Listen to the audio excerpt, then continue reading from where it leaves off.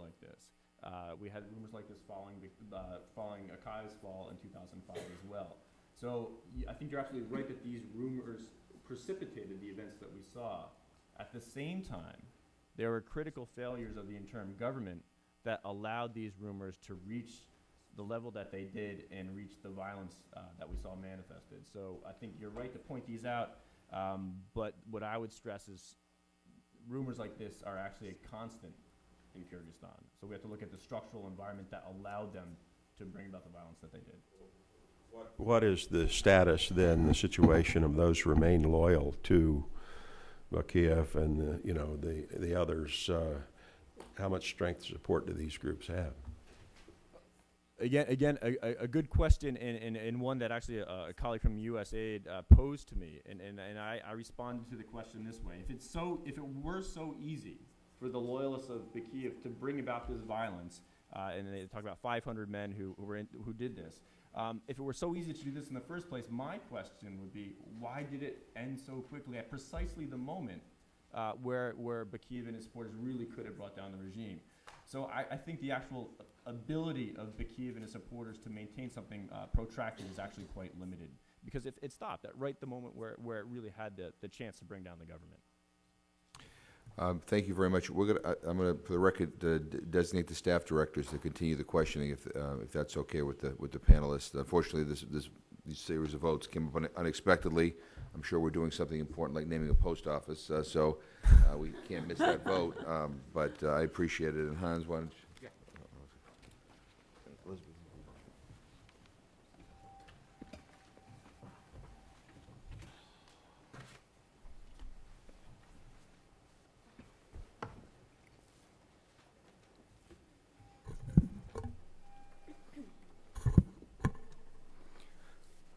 Just for the record, my name is Hans Hogev. I'm the Democratic Staff Director, and my colleague is Elizabeth Hoffman, the Republican Staff Director. As per the direction of the Chairman, we will address some of the questions that the members have drafted and take your responses for the record as well. Thank you very much for agreeing to that while the votes are pending. And of course, if the members are able to return in time before our hearing is concluded, they will take back over. Let me ask you, in your expert opinion, I think that you have already explained part of this question, which is the structural problems that led to the corruption and the tension and all this. But can you go more into depth in terms of the root causes of the confrontation, particularly between the Uzbek minority and the Kyrgyz population? I know that we talked about, and you had hinted at this to some extent, to the fights over land rights and water access, and what, if any, model is there to de-escalate any of the ethnic tensions, so that we don't, have a full-fledged ethnic conflict there as well, rather than a mob against the government or the rule of government? Whoever wants to answer that. I just wanted to step back and respond a little bit to Chairman McGovern's question about the refugee returns, because I think one of the things that's been amazing in watching this is you had 90 to 100,000 people flow over the border in fear of their lives and then return home almost to a man and woman within a couple of weeks. I think there are significant questions that need to be addressed in terms of the extent to which these people were coerced by the Kyrgyz and Uzbek governments. And I think this is another reason why the international investigation is so important in addressing this, because many of these people, as Rachel noted, don't have homes to come back to. They're in IDP camps, or they're living 50 people to a house in the homes of relatives in very difficult conditions.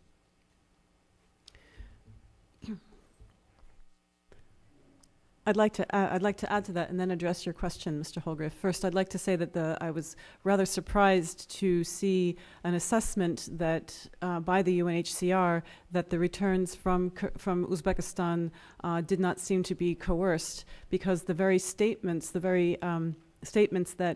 the UNHCR referenced and attributed to the returnees certainly indicated to us that the choice was not that was not fully and freely made.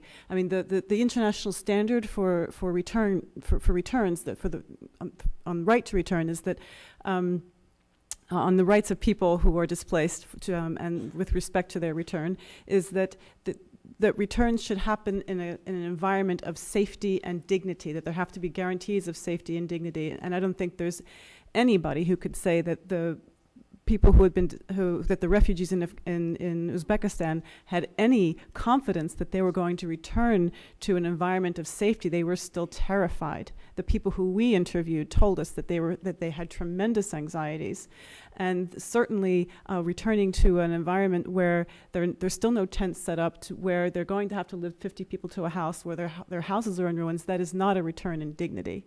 So when we heard statements.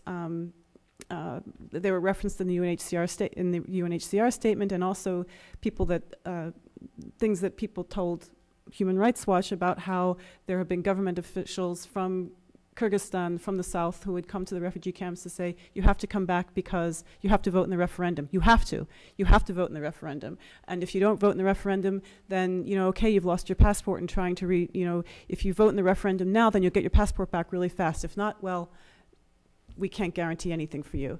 You don't need to say a lot.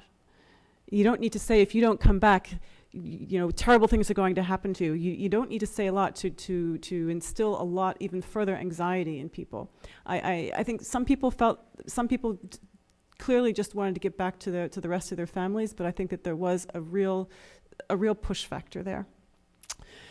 To answer your question about interethnic tensions or interethnic violence, I just want to say one thing, and that is that there's no question that the violence was targeted by ethnicity. I mean, houses were marked, KG, Kyrgyz. Entire ethnic Uzbek neighborhoods were destroyed. I mean, we all know that now. But I think it would be really wrong to say that this happened because ethnic Uzbeks and ethnic Kyrgyz hate each other, or have or allowed their resentments or their just people are people. People have resentments and people have prejudices. But I don't think that I don't think for one instant that this violence was in any way motivated or catalyzed by any kind of resentments. There are perceptions in southern Kyrgyzstan that the ethnic Uzbeks hold the economic power. They control the markets. They're wealthier, and there are perceptions on the part of ethnic Uzbeks that they were disenfranchised politically, that they didn't have political power proportionate to their economic power, that they were underrepresented in parliament, that they were underrepresented in government agencies. But I don't think for 1 minute that that's what caused this violence. Thank you, Rachel. Anybody else wishes to comment on that? The only thing that I could add to that is that the majority of the NGOs and civil society organizations that we've worked with in Kyrgyzstan have been multi-ethnic. Professor? Briefly, the structural environment within which actors behave or act is conducive to any number of identity cleavages in society. And I would agree with what Rachel has said, and there's no ascriptive, time immemorial animosity between Uzbeks and Kyrgyz. What there are fears and fears of insecurity. And when one group perceives that it may be losing its position relative to another group, then perhaps some of these identities may be activated. They can be regional identities, they can be familial identities, they can be quote-unquote clan identities, or they can perhaps be ethnic identities. But there's nothing innate to Uzbeks and Kyrgyz which predestines them to a horrific future of enduring conflict. Thank you, because I think that was a very important aspect of the whole discussion, and thank you very much for your very clear views and your very good explanations on that matter. Let me ask you, I think Congressman McGovern had already pointed out that by and large the whole region is a little bit of a mystery to the majority of Americans, but certainly also here in the US Congress is not something that we deal with on a daily basis. Another such entity and I want to talk to you a little bit more about that entity and any possible involvement, is the Shanghai Cooperation Organization. How does that fit in with in these, you know, regional conflict areas? Does that, because what exactly Shanghai Cooperation Organization does is a little bit a mystery to us, to me personally, quite frankly. Is that something that you think could play a stabilizing effect? Does it have anything to do with this whole thing, or how do you see that? I think if you took a look at the quite pathetic statement that the SCO managed to put out about a week after the violence, you'll pretty much realize that they've taken themselves out of this game. I think that's quite logical because the three components of it, the Central Asians, the Russians, and the Chinese, all have different interests in here. And this is even bedeviling the CSTO, the security arm of the CIS, which even takes China out of the equation, but you still have a situation, for example, where the Russians look at Kyrgyzstan and part of their decision matrix has to be, well, if we go in, how are the other Central Asians going to react? And Karimov has made it exceptionally clear that he is absolutely and to the death opposed to the introduction of Russian troops into Kyrgyzstan, no matter how bad the situation is. So I would have to say that these organizations have definitely shown their limits, which is somewhat ironic in that they were set up in an effort to expand the role of some of their leading players in the region. I'd like to briefly remind everyone that the Russians actually did send troops to Kyrgyzstan, but they sent troops to the north of Kyrgyzstan to their air base in Khan. They sent paratroopers, and of course there was no threat to the air base. But what I would like to say is, even though the CSTO was, as Jeff, you know, very ineffective in this case, I think there is a new dialogue in Moscow that at least is entertaining the possibility of intervention in Kyrgyzstan. And this dialogue did not exist in the past. There is a history of Russian intervention, of course, in Central Asia and in precisely this region. And I think the irony, or perhaps this is a hopeful thing, is the one power that perhaps could restore order and be respected both by the Uzbeks and the Kyrgyz in this one case would be the Russians. But I think Jeff is correct that so far there has been a lack of will to match this new discourse. Going back to the crisis of the refugees and returning refugees in particular, I think we found some reports online that have really rather dramatic satellite images of Osh and, you know, the houses that have been destroyed and all this. Other than the infrastructure, what other urgent needs are there that the international community needs to intervene on? I mean, what, for example, is the food situation? What is, I know Jeff referred to the possible onset of winter and how harsh it is.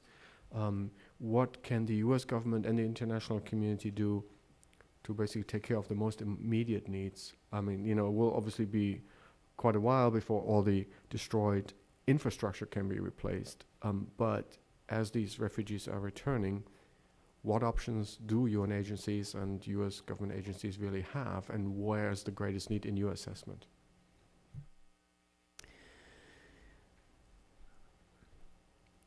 Two things. First, in terms of what's needed, I think it's, in addition to reconstruction, obviously food. Many people are being hosted by families and relatives, and they're going to run out of food supply. I think a lot of the humanitarian assistance that's coming in is going to be food assistance, and I think that needs to continue. Potable drinking water is going to be a big issue, and medical supplies. I think there were many people who were injured, and they, from what I understand, the treatment that they've received is as good as it could be in southern Kyrgyzstan, which in current conditions isn't so great, and it certainly isn't adequate to what's needed. We also need to bear in mind that it's not just in the city of Osh or in the city of Jalalabad or Bazar Kurgan. It's not just in cities where the destruction happened and where the need is. There are